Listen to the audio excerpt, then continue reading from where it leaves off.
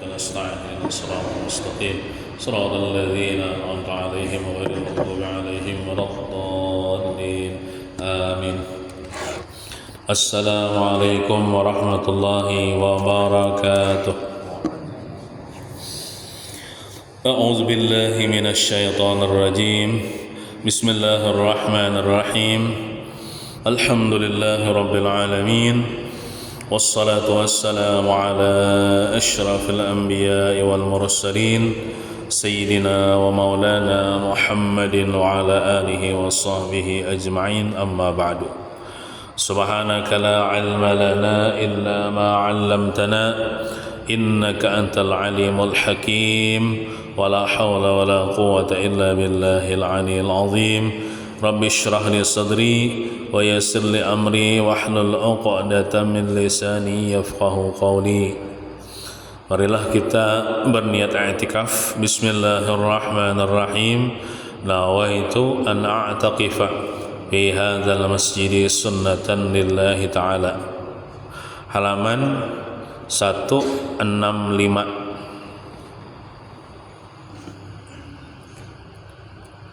Baris ke-7 dihitung mulai bawah. Bismillahirrahmanirrahim. Qala al-muallif wa hafizahullahu ta'ala wa nafa'na bihi wa bi jami' ulumihi fid dharain amin.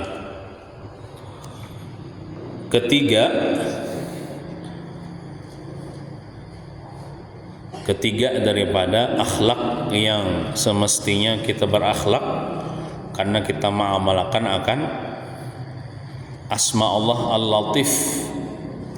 Latif, Allah yang maha lembut kan. Maka kita dituntut untuk mengamalkan. Yang ketiga, kenapa amaliyahnya Al-Latif? Tarkut ta'siri ala ibadillahi. Artinya meninggalkan mempersulit atas hamba Allah Subhanahu wa taala. Bahasa kitanya jangan mengalihkan orang. Jadi dengan kita mengalihkan orang itu termasuk kita bersikap lembut kepada orang, meninggalkan mempersulit atas hamba Allah, jangan mengalihkan orang. Sebenarnya kita sebenarnya dituntut lebih daripada itu. Kenapa? Kita hidup ini hendaklah bermanfaat bagi orang, gitu. Bermanfaat bagi orang di sekitar kita, keluarga kita, jiran kita, masyarakat. Amun kita kada kawa memberikan manfaat kepada orang, minimalnya jangan mengalihi orang. Kita hidup di masyarakat nih, jangan mempersulit orang, jangan jadi beban orang. Jadilah orang yang bermanfaat. Mengkarakawa jangan mengalihi orang. Sampai-sampai ada orang berdoa kayak ini, ya Allah, kena bila ulun habis umur langsung mati akan aja, harus sebagai garingan. Kenapa? Soalnya bila garing kasihan bini ulun menggaduh, kasihan anak ulun, kasihan mengalihi inya. Ya Allah, ada nama berdoa kayak itu. Ibaratnya kalau sebagai garingan mati aja langsung. Oh, tapi mati beriman bang.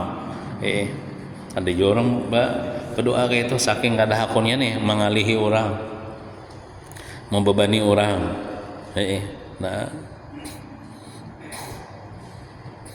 makanya kada dapang li tetamui majlis taklim tuh parkirnya berbayar, kada dapang lagi kalah gratis baratannya lah. Hadir ke majlis ilmu kada bakar karcisan. Ya Allah, siapa aja hadir, artinya dinyamani orang, jangan mengalihi orang. Nah, kada berbayaran, ya Allah, gratis saja. Mengkawa di Surungi Banyu mana ada tah wadai walaupun sebut. Nah, hendaklah kita menjadi manfaat bagi orang, jangan mengalihi orang. Rasulullah sallallahu alaihi wasallam pernah mengingatkan bahwa jika engkau pedagang, jadi pedagang nih, jadilah pedagang yang mudah. Jika jadi pembeli, jadilah pembeli yang mudah. Maksudnya memudahkan bagi pedagang, pedagang memudahkan bagi pembeli. Nah, di antara memudahkan apa? Menjual itu jangan terlalu larang. Larang benar misalnya. Orang berjual misalnya gas kah contohnya. Misalnya gas orang berapa? Oh, ini 35 lah. Ini 60 misalnya. Nah, terlalu larang benar. Apalagi misalnya 635 nih habisan dah berataan. Nah, adanya 60-nya. Nah, lalu situ orang lalunya mengambil kesempatan dalam kesempitan. Ya, itu jangan juga. Timbul orang kalau masak ya kalau lihat. Jadi amun kita memudahkan orang, insyaallah kita dimudahkan Allah Ta'ala juga. Si pembeli ke itu juga jangan ibaratnya sudah seitu nah menawarnya bilang bertetangah jam nukari salahnya kade juga gitu nah. Menawar misalnya balik modal orang ibaratnya kada ada ujungannya. Jadi menawar tuh boleh aja, cuman saya sekali dua mun orang ada akun usah kita jauh kita cari yang lainnya. Sebenarnya kita tuh sebenarnya saling membantu, kita jual beli saling membantu. Kita dengan menukari jualan orang supaya orang payu, supaya orang dapat duit kan. Nah itu kan membantu juga. Orang yang berdagang itu juga membantu dengan menjuali nang keperluan-keperluan, saling membantu, jangan saling mengalihi, jangan saling menipu. Jadilah pembeli yang mudah. Kalau pedagang jadilah pedagang yang mudah memudahkan. Kok orang lebih aja tah, orang lebih aja tah. Karena neraka haram atas orang yang mudah. Maksudnya neraka itu diharamkan atas orang yang selalu memudahkan umat Nabi Muhammad. Sebenarnya kadang mesti masalah jual beli apapun misalnya pejabat apa memudahkan bagi rakyat gitu nah. Dan sebagainya, istri memudahkan bagi suami, suami memudahkan bagi istri dan lain sebagainya. Dan sebagainya. Ada ini masalah jual beli, ada nang batakon, ada seseorang batakon, ujarnya nih, demi meraup keuntungan yang banyak, tidak sedikit para pedagang beras mencampur beras berkualitas baik dengan beras berkualitas buruk.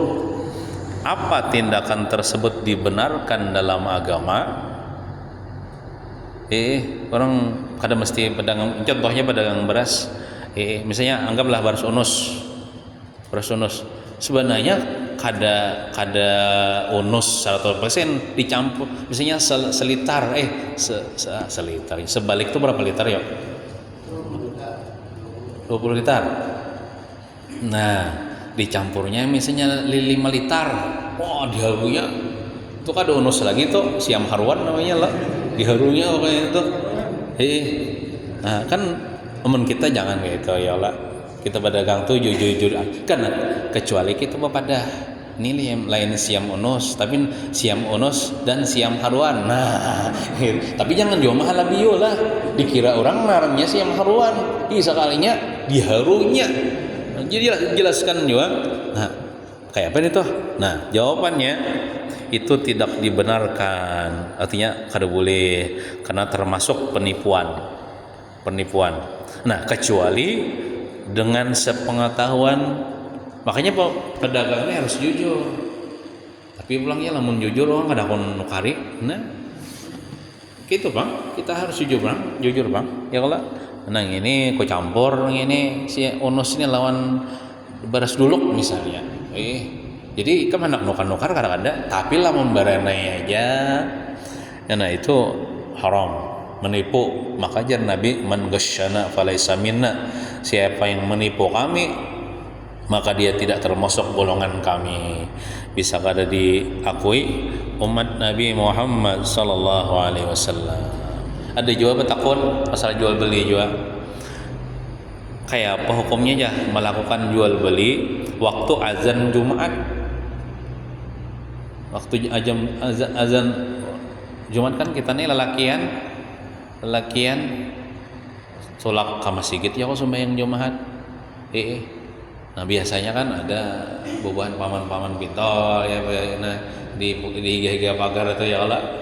Nah seharusnya kalau sudah anak azan tuh hampir sudah berjualan, maka dia mau ke masjid pulang ya kalau ke masjid. Soalnya kada boleh, jawabannya kada boleh jual beli ketika azan Jumat. Nah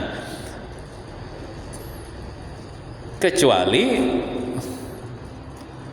orang itu orang yang tidak diwajibkan sholat Jumat. Nah amunnya orang itu wajib Jumat, misalnya kita nih lelakian nih wajib Jumat kada ada usaha apa-apa, haram hukumnya kita jual beli, tapi jual belinya tetap sah lah, tetap sah. Nah lain kayak bebinian kada apa-apa ya jual beli, misalnya acil misalnya berjualan nang nukarnya acil jual lah, bebinian sama bebinian kan kada wajib Jumat tuh boleh aja nya. Namun kita lalakian ini sudah Jumat itu tinggalkan pekerjaan jual beli dan sebagainya. Wazarul bai' ya ayyuhalladzina amanu idza nudiya lis-sholati min yaumil jum'ati fas'au ila zikrillah wazarul bai', tinggalkan jual beli. Nah kada mesti jual macam-macam begawi manuri mawujud dan sebagainya tinggalkan, karena kewajiban kita salat Jumat.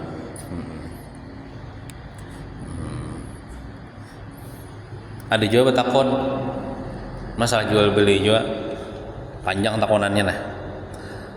Minimnya kada depang di situlah ulun yang bacakan. Minimnya lapangan kerja sangat berpotensi menimbulkan banyak tindakan pencurian. Artinya banyak penganggur ini menyebabkan banyak orang jadi maling. Siapa yang disalahkan? Sebenarnya pemerintah ini wajib pangpianlah menciptakan lapangan kerja bagi rakyatnya. Siapa di sini yang bagi di pemerintahan? Kayaknya kada leh.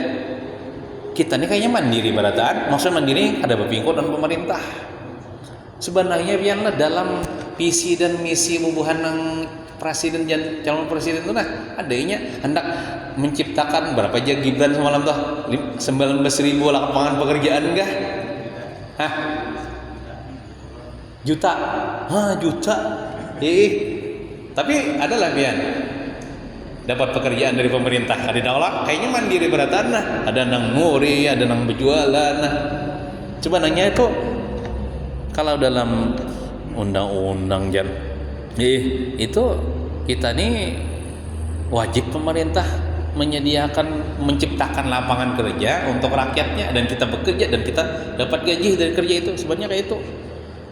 Tapi faktanya banyak pengangguran, bahkan nang bagawi pun nyamandiri kada berpingkot on pemerintah. Sehingga banyak nang jadi pencuri dan lain sebagainya. Nah, mulai mencuri HP, ada juga pencuri HP, pencuri perabot rumah hingga pencurian motor. Hasil curian tersebut sebagian besar dijual dengan harga yang relatif murah dengan cara sembunyi-sembunyi ataupun terang-terangan. Bagaimana hukum transaksi jual beli barang hasil curian? Misalnya pian tahu ada orang mencontan kendaraan. Kendaraan itu harganya 20 juta. Paksanya menjual ke pian berapa? 5 juta ya. Boleh lah pian nukari. Jawabannya kada boleh, karena transaksinya kada sah, jual belinya kada sah. Kenapa jadi kada sah? Lain kita kada tahu lah. Ini menukari hasil curian. Amun kita tahu itu hasil curian, itu kada boleh nukari. Kada sah jual belinya. Tapi lamun kita kada tahu ya kada apa-apa. Amun kita tahu ada boleh, karena kada sah jual beli. Kenapa? Karena syarat dari barang yang dijual adalah ada kepemilikan. Sedangkan barang itu bukan milik pencuri, ya lah.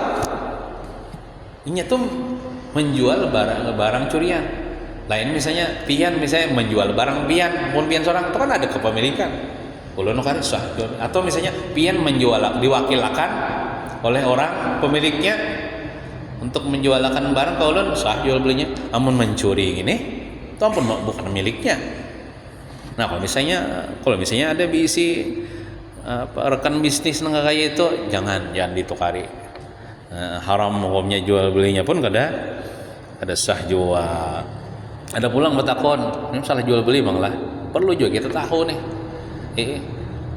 Nang masalah hukum jual beli ini. Tapi aku kada pedagang ya. Tapi kita pembeli kalau kita jual beli ini bukan cuma pedagang yang tahu ilmunya, kita pembeli wajib jual.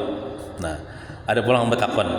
Bagaimana hukum jual beli pupuk kandang yang merupakan benda najis? Biasanya pupuk dari tahe kambing. Kan sedangkan dalam fikih pianlah syarat sah jual beli itu jangan menjual najis. Jangan menjual najis, tapi barangnya itu harus suci. Nah, ada pertanyaan kayak apa hukumnya menjual pupuk nang bahannya itu dari benda najis. Tapi ada manfaatnya.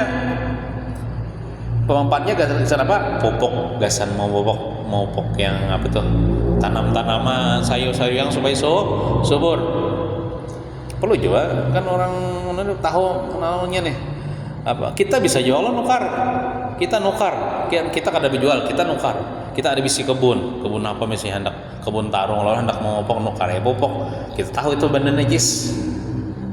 Nah, kayak apa tuh? Nah, kalau menurut mazhab Imam Syafi'i dan Imam Ahmad bin Hambal tidak sah jual beli memperjualbelikan najis. Tapi menurut Imam Malik dan Imam Abu Hanifah boleh. Kalau misalnya ada kawan nih kisah paham mazhab tapi mazhab Syafi'i aja. Woi, kamu jangan kada boleh jar. Jual beli yang itu haram jar. Nah, mun kita tahu kan bujur aja ujar Imam Syafi'i kada boleh. Tapi menurut mazhab Imam Malik dan Imam Abu Hanifah boleh aja memperjualkan benda najis selama ada manfaatnya. Manfaatnya apa? Gasan memupuk apa? Tanam-tanaman. Nah, kayak tahi sapi kan, misalnya jualan tahi sapi nih. Pian misalnya beternak sapi lo banyak 10 ekor. Beda biasanya sapinya pian tampung tahinya tuh nah. Pian aduk lawan apa kan misalnya tanah enggak apa. Boleh enggak diperjualbelikan? Boleh. Kan kalau dimanfaatkan dah. Asal tahu dalilnya ya.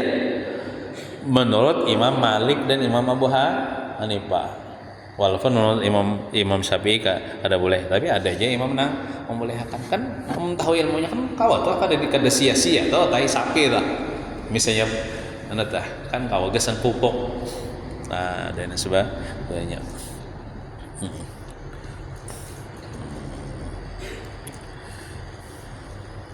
Ada jawab takon. Sah aja jual beli yang dilakukan oleh kekanakan. Kan di antara syarat jual beli ini orangnya berakal, maksudnya tuh sudah balik ke kita. Sedangkan kita bisa anak halus. Bah, minta duit. Nukar apa? Nukar permen. Beri ya duit, julung inya ka warung sorangan. Inya ka warung sorangan. Nah, inya ini kan ibaratnya ya umur paling berapa? Paling 4 tahun. Nah, kayak apa itu hukumnya? Nah, Sahkah jual beli yang dilakukan oleh anak kecil, mengingat hal itu sudah biasa dilakukan oleh anak-anak seperti anak-anak TK, anak-anak SD, kayak anak-anak kita terus.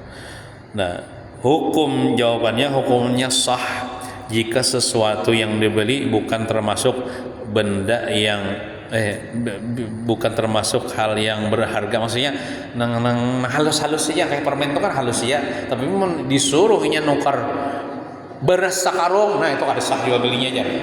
Kawarak-karak wajunya mangkat walaupun minta angkat akan lawan tukang karak-karak. Kalau benda itu dianggap kecil, nah kayak permen, kayak snack-snack, kayak sosis ya Allah, atau kayak mie kah seperti itu ada apa, atau es krim kah ada apa tuh, ada apa sah aja jual belinya. Tapi kalau bendanya itu nang dianggap besar, nukar lemari, nukar kulkas, itu ada sah jual beli karena kan ya.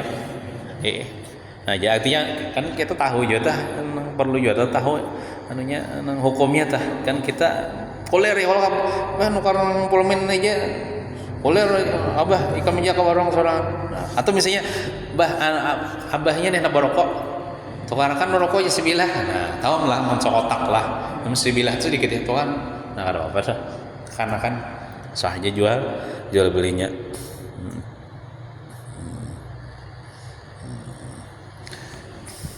Banyak kayak bagi takunan lah kayak gini pulang lah, kita kembali ke kitab pulang, mereka ada baca lagi gini kitab. Nah, orang yang beriman kepada Al-Latif tidak mempersulit dalam berdagang dan membeli atau dalam urusan-urusan lain yang berhubungan dengan kepentingan kaum muslimin. Memudahkan tadi Pak, memudahkannya dapat pahala pulang orang ketujuh pulang tahun seorang. Nah, ia selalu mempermudah urusan. Nang kayak misalnya siapa di sini? Haji Awi misalnya diangkat jadi apa Kapolsek, Kapolda, Kapolri, sekali Kapolri. Nah, lalu misalnya Haji Awi meniadakan pajak kendaraan. Nah, bagus benar itu. Kada mau pajakan lagi. Nah, itu kan bagus tuh. Menyamanakan orang tuh. Kada bayar pajak lagi, mati 10 tahun nggak mati platnya. Ibaratnya asal ada surat kendaraannya aja ya Allah, tanda kepemilikan biar mati ibaratnya tah kada dihidupi lagi. Nah, itu kan memudahkan tuh. Sedangkan orang Islam ini kada boleh dikenakan pajak leh. Haram loh hukumnya orang Islam nih mengenakan pajak kepada orang Islam ada boleh ya Allah. Itu kepada orang kafir ya pajak tuh. Orang Islam ini cukup bayar zakat deh ya. Itu pun bagi nang sanggup. Kemudian yang keempat, akhlak kita dalam rangka kita mengamalkan atau amaliyah daripada Al-Latif, tarkut ta'yiri ala ibadillahi. Artinya meninggalkan mencela atas hamba Allah Subhanahu. Artinya jangan menyembati orang, jangan menghina orang, jangan mencela orang, jangan melaknat orang. Baik-baik lawan orang gitu nah. Berakhlak baik, meninggalkan mencela termasuk menyembati, maha pakai, menghina. Nah, Rasulullah Sallallahu Alaihi Wasallam tidak mau mencela atas makanan yang dihidangkan kepada beliau, yang dibikinkan oleh istri beliau. Sekalipun Rasulullah satu kali pun tidak pernah sidin mendawa mencela akan makanan. Kalau beliau senang, beliau makan. Dan jika tidak senang atau kata-kata akan makanan itu, beliau makan sedikit saja. Dan beliau tinggalkan, tidak mencaci makanan, apalagi kepada yang membikinkan. Misalnya bini, di sini bini disambati, kan bisa lalu memasak ini aja. Mana ada boleh deta. Karena ya Pernah ya kalau tapi amun lawas sudah jadi bini solih ya masak. Ini biasanya pemulaan awal-awal pernikahan tuh mesin melahap kah atau hambar kah. Jangan dihapaki, jangan disambati ya Allah. Pernah ya ketujuh kadang-kadang ya Allah. Artinya jangan dimakan mau kata-kata jangan menghina. Misalnya saruan di rumah orang sugih sakalinya makanannya napa gabing bakuhop berenang ya kita berenang ya jangan kijip-kijip belum kawan nih kan dua pandir bang cuman kijip-kijip artinya bahasa isyarat tuh sugihnya ya gabin nah jangan juga berenang ya berenang mun senyum-senyum tuh kan ada apa-apa senyum-senyum ya senyum-senyum cuman jangan disambat. Apalagi ini tuntong saruan soalnya abut di grup WA yang nyembetin itu sugihnya jar kevin jar berendam untung juga disorongi orang ya Allah maka bilang talalu jepang sugih nang kayak itu ya Allah maka macam-macam acaranya ya Allah baca yasin maulidan bertasmiyah baca burdah bertahlil ceramah agama ini sekalinya nah amun kita datang ke situ dasar hanja hendak mencari pahala lah biar kada mau makanan kada ada garunuman tuh insyaallah soalnya kita cari pahala bukan makanan tuh sedikit saja juga ya Allah memang kita cari itu pahala barana ya kita gitu nah karena beliau Rasulullah beriman dengan Al-Latif dengan Allah Al-Latif yang maha lembut mencela makanan sudah termasuk perilaku kasar atau tidak rifkun itu lembut tidak lembut menyembeti makanan mencela makanan itu termasuk perilaku kasar tidak rifkun tidak lembut sehingga Rasulullah sallallahu alaihi wasallam tidak mau melakukannya nah hendak menuruti Rasulullah kayak itu kada menyembati bukan cuma makanan nang seberatan makhluk Tuhan ya kada boleh disembati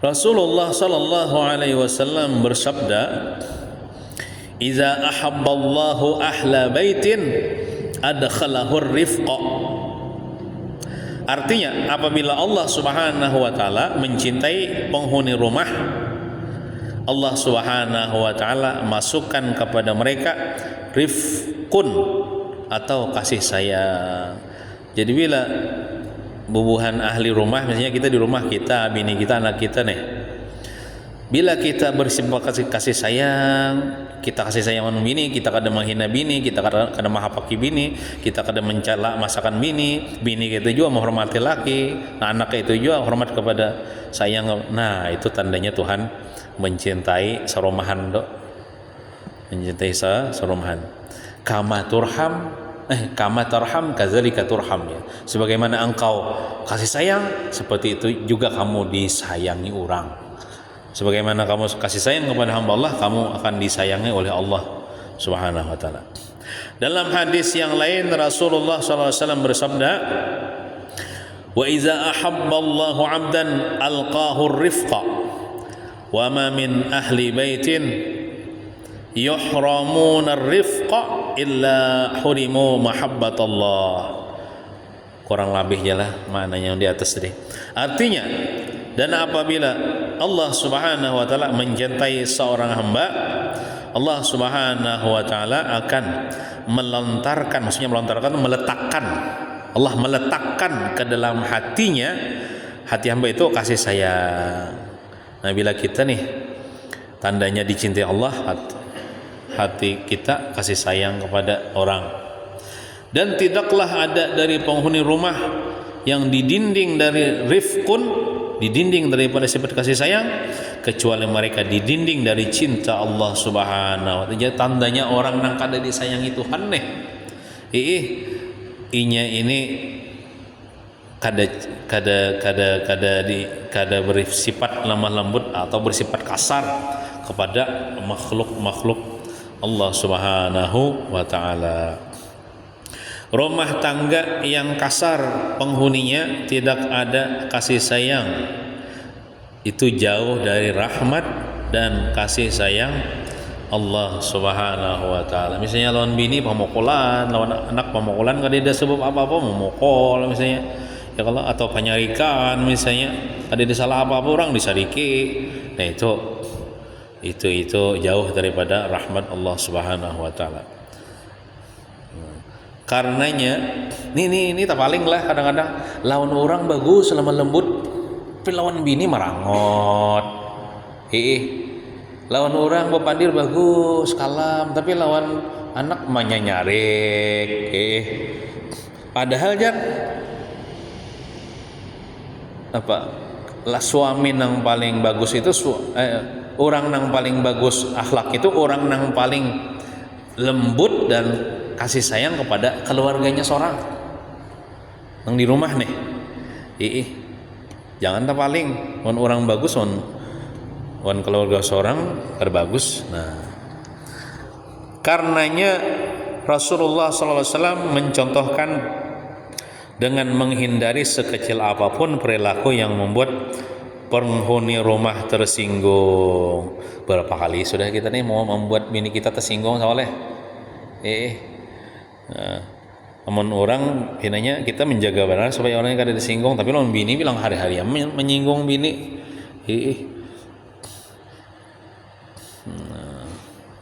Dan sebagainya ya Allah.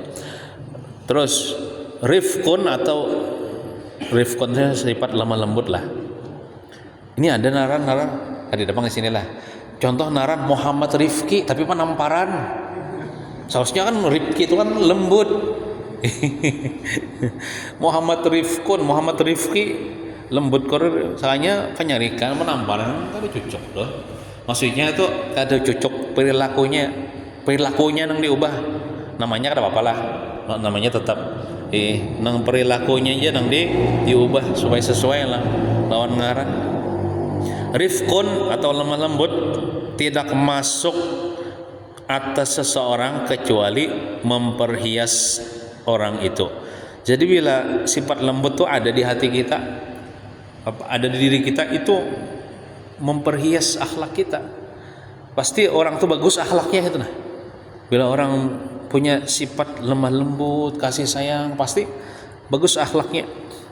Nah, dan tidak dicabut atas seseorang kecuali menjadi jahat. Bila sifat rifkun, lemah lembut, kasih sayang itu kadeda di hati seseorang, orang itu pasti bengis, jahat, kasar dan lain sebagainya. Nah. Jadi lamun kita hendak dilembuti orang, kita dulu bersifat lemah lembut. Lamun kita hendak dibaiki orang, kita bersikap baik kepada orang gitu nah. Sebenarnya sekasar-kasarnya orang, sejahat-jahatnya orang, ini kadah kon kayaknya dikasari, dijahatinya hendak dilembuti jua. Nah, itulah buah keimanan seseorang hamba kepada asma Allah Subhanahu wa ta'ala Al-Latif.